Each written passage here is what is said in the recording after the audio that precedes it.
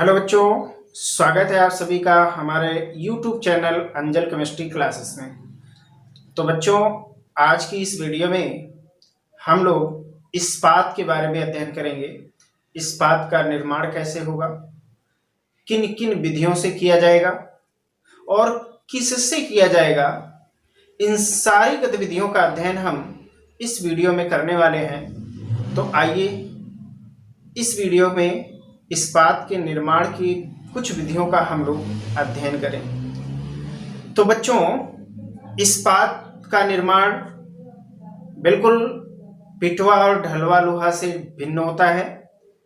इस्पात के निर्माण ढलवे लोहे से भी किया जा सकता है और पिटवा लोहा से भी किया जा सकता है, क्योंकि इसके अंदर कार्बन की प्रतिशतता दोनों के बीच की होती है। यानी ढलवा और पिटवा लोहा दोनों के मध्य की प्रतिशतता कार्बन की इसके अंदर होती है। इसीलिए ढलवे लोहे से भी किया जा सकता है और पिटवे लोहे से भी किया जा सकता है। परंतु पहले तो हम ढलवा लोहा से इसका निर्माण करेंगे। किससे करेंगे? इसका निर्माण हम लोग ढलवा लोहे से करेंगे। तो आइए समझते हैं कि ढलवा लोहा से आखिर इस्पात का निर्माण हम कैसे करेंगे। तो बच्चों, ढलवा लोहे से इस्पात के निर्माण की तीन प्रमुख विधियां हैं। उन तीन विधियों के बारे में हम लोग जानेंगे, आखिर वो तीन विधियां कौन कौन सी हैं। तो जी हाँ, ये तीन विधियां आपके पास हैं। बेसेमर परिवर्तक प्रक्रम, अर्थात पहली जो प्रक्रम है, पहली जो विधि है हमारे पास, क्या नाम है उसका? बेसेमर परिवर्तक प्रक्रम या बेसेमर परिवर्तक विधि। और दूसरी विधि है सीमेंस मार्टिन की खुली भट्ठी प्रक्रम। दूसरे प्रक्रम का क्या नाम है? सीमेंस मार्टिन के खुले भट्ठी का प्रक्रम। और तीसरा है विद्युत भट्ठी प्रक्रम। यानी ढलवा लोहा से इस्पात के निर्माण के लिए हमारे पास तीन प्रक्रम उपस्थित हैं। ये तीनों प्रक्रम क्या क्या हैं? इन तीनों प्रक्रमों का हमने नाम जाना। पहला बेसेमर परिवर्तक प्रक्रम या बेसेमर परिवर्तक विधि द्वारा। दूसरी विधि का नाम है सीमेंस मार्टिन की खुली भट्ठी प्रक्रम। तो सीमेंस मार्टिन ने खुली भट्ठी से इसका निर्माण कैसे किया, उसके बारे में जानना है। और तीसरी जो प्रोसीजर है, तीसरा जो हमारे पास प्रक्रम है, वो है विद्युत भट्ठी प्रक्रम, अर्थात हम इसे विद्युत भट्ठी से कैसे बनाते हैं। तो तीन प्रक्रमों के माध्यम से हमें इस्पात का निर्माण ढलवा लोहे से करना है। तो आइए पहली विधि के बारे में हम लोग चर्चा करते हैं। पहली विधि हमारी है बेसेमर परिवर्तक प्रक्रम, अर्थात बेसेमर परिवर्तक द्वारा। बेसेमर परिवर्तक द्वारा हम दो तरीके से, इसमें भी हम दो परिस्थितियों में इस्पात का निर्माण करते हैं। एक अम्लीय माध्यम में और दूसरा क्षारीय माध्यम में। अर्थात अम्लीय बेसेमर परिवर्तक द्वारा या प्रक्रम द्वारा और दूसरा क्षारीय बेसेमर विधि द्वारा। तो ऐसे में आप अगर बेसेमर परिवर्तक से इस्पात का निर्माण करने जा रहे हैं, तो ऐसी स्थिति में हमारे पास दो प्रकार के कंडीशंस होंगे। या तो हम इसे अम्लीय बेसेमर विधि से बना सकते हैं या फिर क्षारीय बेसेमर विधि से भी बना सकते हैं। तो इनमें आखिर कौन सी ऐसी शर्तें हैं जिसके कारण हमें अलग अलग माध्यमों में बनाना होता है। तो आइए हम लोग एक एक करके इन दोनों का अध्ययन करें।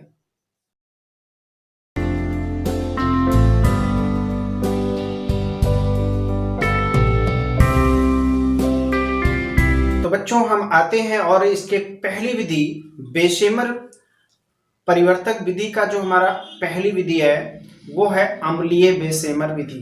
तो आखिर अम्लीय बेसेमर विधि इसका नाम क्यों पड़ा, क्यों हमें अम्लीय बेसेमर इसे कहते हैं, इन सब चीजों का कारण हमें जानना होगा। तो आके समझते हैं इसको। अम्लीय बेसेमर विधि को हम एक और नाम से जानते हैं, मूसेट विधि, क्योंकि इस विधि से इस्पात का निर्माण मूसेट महोदय ने किया था, इसीलिए इसे मूसेट विधि के नाम से भी जाना जाता है। तो आखिर अम्लीय बेसेमर विधि को एक और किस नाम से जाना जाता है? मूसेट विधि के नाम से जाना जाता है, क्योंकि इसका निर्माण मूसेट महोदय ने किया था। तो अम्लीय विधि क्यों कहा जाता है, इसका भी हम कारण जानेंगे। अम्लीय विधि इसलिए कहा जाता है और इस विधि का प्रयोग हम इस्पात बनाने में तभी करते हैं जब ढलुए लोहे में अर्थात ढलवा लोहा में फास्फोरस की अनुपस्थिति हो, फास्फोरस उपस्थित ना हो, उसी दौरान हम इस विधि का इस्तेमाल कर सकते हैं। और अम्लीय विधि इसलिए कहते हैं क्योंकि इस बेशेमर में जो आंतरिक सतह पर अस्तर लगा होता है वो सिलिका का लगा होता है अर्थात अम्लीय अस्तर लगा होता है, इसीलिए इसको अम्लीय बेशेमर विधि के नाम से जाना जाता है। अब बनाते कैसे हैं, ये आपके सामने एक बेशेमर परिवर्तक यहाँ पे रखा है। पीछे भी इसके बारे में आपने अध्ययन किया हुआ है, जब हम कुछ भट्टियों का अध्ययन कर रहे थे तो उस समय हमने बेशेमर परिवर्तक का भी अध्ययन किया था। इसके भी सारे के सारे फंक्शन हमने उस समय जानकारी की थी। तो आते हैं समझेंगे इसको कि ये हमारे पास बेशेमर परिवर्तक है और इसके आंतरिक सतह पर क्या लगा है, SiO2 का अम्लीय अस्तर लगा हुआ है। और इसी बेशेमर परिवर्तक में हम ढलवा लोहा को भर देते हैं, पर उस ढलवा लोहा को इसमें रखते हैं जो सल्फर मुक्त हो अर्थात जिसमें सल्फर की उपस्थिति ना हो। रखकर इसे वायु की उपस्थिति में गर्म करते हैं और जब इसे गर्म करते हैं तो उस दौरान अशुद्धियां वायु के साथ अर्थात ऑक्सीजन के साथ ऑक्सीकृत होकर मुक्त हो जाती हैं, कुछ वाष्पशील रूप में चली जाती हैं तो कुछ धातुमल में अलग हो जाती हैं। आइए समझते हैं कौन कौन सी अशुद्धियां ढलवा लोहा में रहती हैं जो इस दौरान मुक्त होती हैं।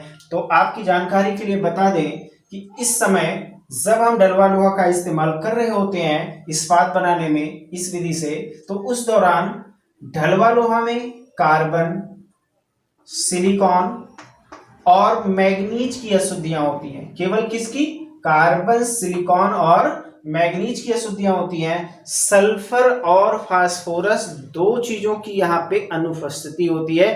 फास्फोरस के अलावा सल्फर का भी यहाँ पे अनुपस्थिति होना जरूरी है, लेकिन मुख्यतया फास्फोरस पर ही ये प्रोसीजर बना हुआ है, परंतु सल्फर भी इस दौरान अनुपस्थित रहता है तो ये आसानी से इससे निर्मित हो जाता है। तो हमारे पास कौन कौन सी अशुद्धियां बची, कार्बन, सिलिकॉन और मैग्नीज। तो अब हम करते क्या है, सबसे पहले जब इसको हीट किया जाएगा बेशेमर परिवर्तक में रखकर तो रिएक्शन क्या बनेगा, कार्बन हमारा O2 के साथ CO2 के रूप में ऑक्सीकृत हो जाएगा, वाष्पशील होकर ये निकल जाएगा। सिलिकॉन हमारा क्या होता है, SiObO2 के साथ सिलिका के रूप में अर्थात SiO2 के रूप में परिवर्तित हो जाएगा या ऑक्सीकृत हो जाएगा। हालांकि यहाँ पे जो SiO2 बन रहा है वो अवाष्पशील नेचर का है, ये वाष्प के रूप में नहीं निकल सकता। और इसी दौरान मैग्नीज भी वायु के साथ यानी O2 के साथ ऑक्सीकृत हो जाता है MnO में।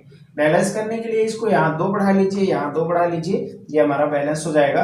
तो मैग्नीज ऑक्साइड भी अवाष्पशील, सिलिका भी अवाष्पशील। ध्यान रहे ये क्षारीय ऑक्साइड है और ये अम्लीय ऑक्साइड है और अम्ल और क्षार आपस में क्रिया कर लेते हैं और बनाते क्या है, MnO plus SiO2 gives out MnSiO3। तो मैग्नीज सिलिकेट नामक क्या बना लेंगे, धातुमल बना लेंगे। तो यहाँ पे हमें ये किस रूप में मिल रहा है, सलाइड के रूप में मिल रहा है। क्या नाम होगा, मैग्नीज सिलिकेट नाम होगा। तो इस तरीके से इस भट्टी के अंदर अर्थात इस परिवर्तक के अंदर अशुद्धियां इस रूप में मुक्त होंगी। कौन, फास्फोरस और सल्फर अनुपस्थित होगा, कार्बन वायु के साथ कार्बन डाइऑक्साइड में वाष्पशील रूप में निकल जाएगा, सिलिका Si अर्थात सिलिकॉन ऑक्सीकृत हो जाएगी सिलिका के रूप में SiO2 के रूप में जो अवाष्पशील प्रकृति की होगी, और Mn अर्थात मैग्नीज भी MnO अर्थात मैग्नीज ऑक्साइड के रूप में ऑक्सीकृत हो जाएगी। ये दोनों ही अवाष्पशील प्रकृति की होती हैं। एक क्षारीय ऑक्साइड है और दूसरा अम्लीय ऑक्साइड है।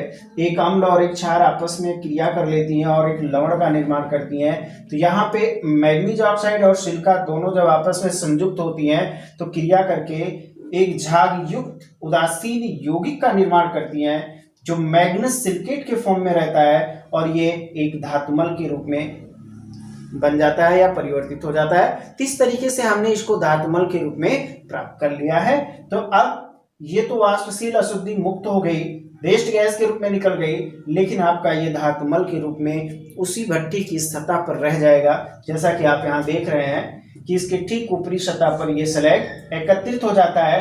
अब हम क्या करते हैं, इस भट्टी को टर्नियर की सहायता से घुमाते हैं और घुमाकर स्लैग को, भट्टी जब टेढ़ी हो जाती है, लेवल में आ जाती है टेढ़ी होकर, तो स्लैग को बहाकर बाहर निकाल लिया जाता है और शेष बचे हुए गलित आयरन को भट्टी से पलटकर बाहर निकाल लिया जाता है और उसी में अब हम स्पीगल आइजन नामक पदार्थ में मिलाएंगे और गरमाने के बाद जो हमारा आयरन प्राप्त होता है वही इस्पात कहलाता है। तो इस तरीके से हमने इस्पात का निर्माण किससे किया? अम्लीय बेशेमर विधि से किया, अर्थात मूसक विधि द्वारा किया। तो शायद आपको ये प्रक्रिया समझ में आई होगी कि आखिर ये अम्लीय बेशेमर क्यों कहलाता है और कैसे इससे हम इस्पात का निर्माण करते हैं। ठीक है, तो यहाँ पे ये बात जरूर ध्यान देना। क्या नाम होगा इस मिश्रण का? Spiegel eigen. स्पीगल आइजन नामक सबस्टेंस, जिसमें क्या क्या होता है? आयरन, मैग्नीज और कार्बन, ये तीनों का एलॉयस होता है, यानी तीनों का मिश्रण होता है। मिश्र धातु भी कह सकते हैं क्योंकि इसमें दो धातुएं आपस में मिश्रित हो रही हैं। तो ऐसे में ये आपका स्पीगल आइजन तब मिलाया जाएगा जब बेशेमर परिवर्तक से हम गलित आयरन को अलग कर लेते हैं, उसके बाद ही मिलाकर इसे इस्पात का निर्माण कर लेते हैं। तो इस तरीके से आपने इस्पात को बना लिया। ठीक है, तो अब हम लोग चलते हैं अगले प्रकरण पर। अगला हमारा जो प्रोसीजर है बेशेमर विधि, वो कौन सा है? क्षारीय बेशेमर विधि। तो अब हम क्षारीय बेशेमर पर चर्चा करेंगे। क्षारीय बेशेमर विधि को बनाया किसने? इसका इस्तेमाल किया किसने? थॉमस गिलक्रिस्ट ने किया। किसने किया? थॉमस गिलक्रिस्ट ने किया। इन्होंने इस्पात का निर्माण बेशेमर परिवर्तक से ही किया, लेकिन इन्होंने कहा कि अगर फास्फोरस ढलवा लोहा में प्रेजेंट हो और तब हम इसका इस्पात बनाना चाहते हैं तो इससे कैसे बनेगा? इसके लिए इन्होंने बेशेमर परिवर्तक में अम्लीय के बजाय क्षारीय लाइनिंग रखा, अर्थात इन्होंने कैल्शिया और मैग्नीशिया के मिश्रण का क्षारीय स्तर लगाकर बेशेमरीकरण कर दिया। तो अब इन्होंने जो स्तर लगाया हुआ है वो किसका है? क्षारीय स्तर है, कैल्शियम और मैग्नीशिया का। तो क्षारीय स्तर होने के नाते इस बेशेमर विधि को क्षारीय बेशेमर विधि कहा गया। तो बड़ा ही सिंपल है ये क्लियर करना कि आखिर ये बेशेमर विधि अम्लीय और क्षारीय बेशेमर विधि क्यों कहलाते हैं। तो सिंपल है, जब बेशेमर परिवर्तक के आंतरिक सतह में अम्लीय लेयर लगा होगा, अम्लीय लाइनिंग होगी, तो वो अम्लीय बेशेमर विधि के रूप में कहलाएगा। और अगर क्षारीय स्तर लगा दिया जाए तो ये क्षारीय बेशेमर विधि के रूप में कहलाएगा। तो इस क्षारीय बेशेमर विधि का इस्तेमाल किसने किया? इससे इस्पात का निर्माण किसने किया? इससे इस्पात का निर्माण थॉमस गिलक्रिस्ट ने किया। इसलिए इस विधि को थॉमस गिलक्रिस्ट विधि के नाम से भी जाना जाता है। तो इस विधि से क्या शर्त होती है? इस विधि की, इस विधि की शर्त होती है कि जब इस फास्फोरस ढलवा लोहा में उपस्थित हो तो भी हम आसानी से इस्पात का निर्माण ढलवा लोहा से कर सकते हैं। इसके लिए हमें क्या करना होगा? इसके लिए हम ढलवा लोहा को उस बेशेमर परिवर्तक के अंदर डालकर वायु की उपस्थिति में गर्म करना होगा जिसमें कैल्शिया और मैग्नीशिया का क्षारीय स्तर लगा हो। तो ऐसे में जब भट्टी में वायु की उपस्थिति में भट्टी के अंदर ढलवा लोहा को डालकर गर्म किया जाता है, वो भी फास्फोरस युक्त ढलवा लोहा को गर्म किया जाता है, तो उसमें उपस्थित अशुद्धियां धीरे धीरे मुक्त होने लगती हैं। ये कैसे मुक्त होती हैं, इनको हम रासायनिक क्रियाओं के माध्यम से समझेंगे। तो आइए समझते हैं कि कौन कौन सी अशुद्धियां इस समय ढलवा लोहा में प्रेजेंट हैं। तो ढलवा लोहा में कौन कौन सी अशुद्धियां होती हैं? कार्बन होता है, सिलिकॉन होता है, मैग्नीज होता है और इस बार फास्फोरस की भी उपस्थिति है। तो ऐसे में ये अशुद्धियां इस समय इसके अंदर प्रेजेंट हैं। तो इनको कैसे हटाया जाता है, इस दौरान ये कैसे मुक्त होती हैं? बहुत ही सिंपल है। सबसे पहले आप कार्बन की बात करेंगे, कार्बन एक बार पुनः उसी तरह जैसे कि हमने अम्लीय माध्यम में दिखाया था उसी तरीके से यहाँ भी वायु के साथ यानी ऑक्सीजन के साथ ऑक्सीकृत हो जाता है, किस रूप में? CO2 के फॉर्म में। और सिलिकॉन आपका Si+O2, सिलिकॉन आपका भी O2 के साथ ऑक्सीकृत हो जाता है SiO2 के फॉर्म में, यानी सिलिका के रूप में, जो आवासशील प्रकृति का होगा। मैग्नीज, ये भी O2 के साथ MnO में ऑक्सीकृत हो गया, यहाँ पे हमने 2 बढ़ा दिया, यहाँ पे 2 बढ़ा दिया, आपका ये बैलेंस हो गया। ये और ये दोनों ही आवासशील अशुद्धियां हैं, ये क्षारीय ऑक्साइड है, ये अम्लीय, दोनों परस्पर एक दूसरे से संयोग करके एक क्षार और एक अम्ल जब आपस में मिलते हैं तो एक उदासीन यौगिक का निर्माण करते हैं। परंतु ये दोनों ऑक्साइड हैं, तो ये दोनों जब आपस में मिलती हैं तो ये मैग्नस सिलिकेट नामक धातुमल का निर्माण करती हैं। MnSO3 नामक क्या निर्माण करेंगी?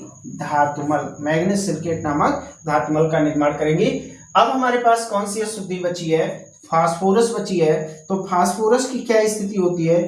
फास्फोरस भी पहले ऑक्सीजन के साथ ऑक्सीकृत हो जाता है P2O5 के रूप में। बैलेंस करने के लिए यहाँ हमने 2 बढ़ाया, यहाँ पे हमने 5 बढ़ाया और यहाँ हमने 4 बढ़ा दिया। तो इस तरीके से ये भी आपका बैलेंस हो गया। तो फास्फोरस पहले ऑक्सीकृत होकर किस में बदल जा रहा है?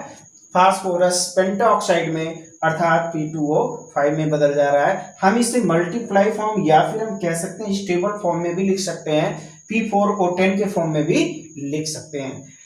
अब ये जो आपका ऑक्साइड है फास्फोरस का, ये अम्लीय नेचर का होता है, तो क्या ये इसी में रह जाएगा या फिर ये भी हटेगा? ध्यान रहे, इस अम्लीय ऑक्साइड को कौन कवर करता है? ये आपका कैल्शियम अथवा मैग्नीशियम में से कोई एक घटक आपका इसके साथ रिएक्ट कर लेगा। जैसे कि यहाँ पे CaO, ये SiO2 के साथ CaO P2O5 के साथ रिएक्ट करेगा और बनाएगा कैल्शियम फास्फेट नामक धातुमल। किस रूप में धातुमल बनाएगा?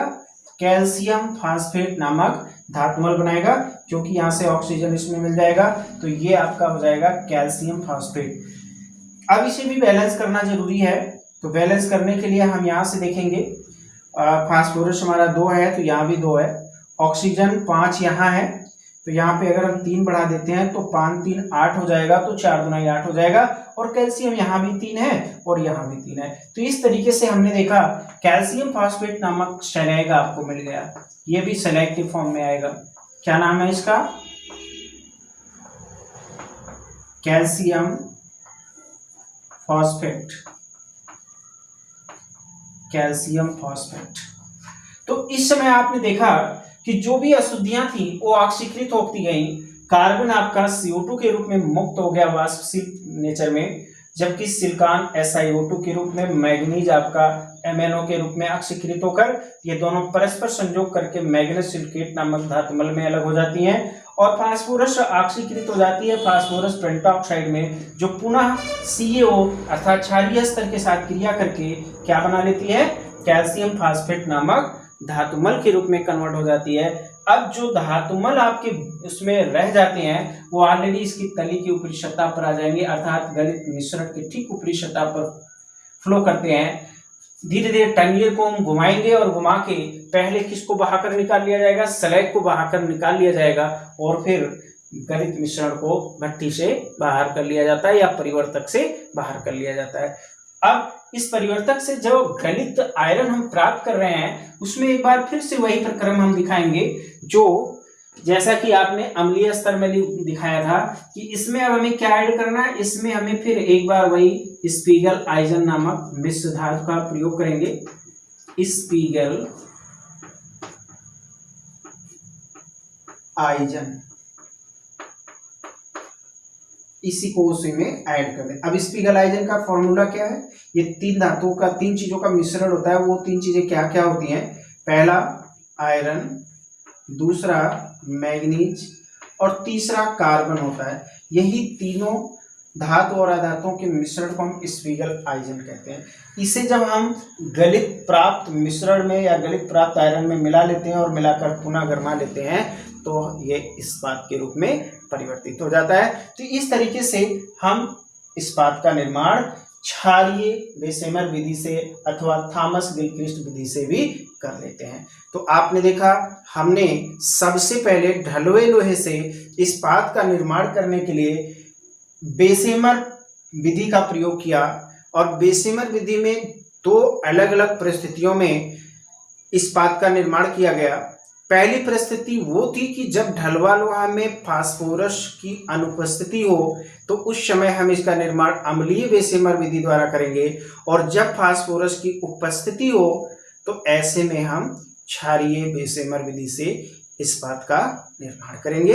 दोनों ही प्रोसीजर में बहुत थोड़ा सा अंतर है, मामूली सा अंतर है, बाकी सेम प्रोसीजर लगभग मिलते जुलते हैं। तो इस तरीके से हम लोगों ने आज प्रथम विधि अर्थात बेसेमर विधि से इस्पात का निर्माण किया है, और अब अगली विधि का निर्माण हम अगले वीडियो में करेंगे। तब तक के लिए आप सभी को बहुत बहुत शुभकामनाएं।